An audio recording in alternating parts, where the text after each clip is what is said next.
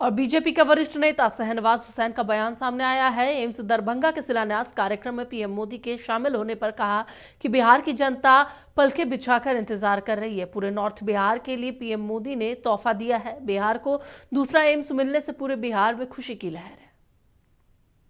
बिहार की जनता पलके बिछाकर देश के महबूब रहनुमा, लोकप्रिय नेता, बिहार से प्यार करने वाले नरेंद्र मोदी जी का इंतजार कर रही है, क्योंकि पटना में एम्स का भूमि पूजन करने के लिए आ रहे हैं।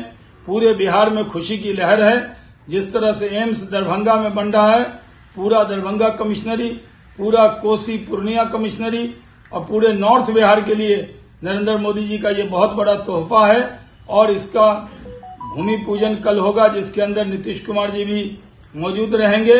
और पूरे बिहार के अंदर खुशी की लहर है, क्योंकि सब जानते हैं कि केंद्र सरकार ने बहुत बड़ी सौगात बिहार को दी है।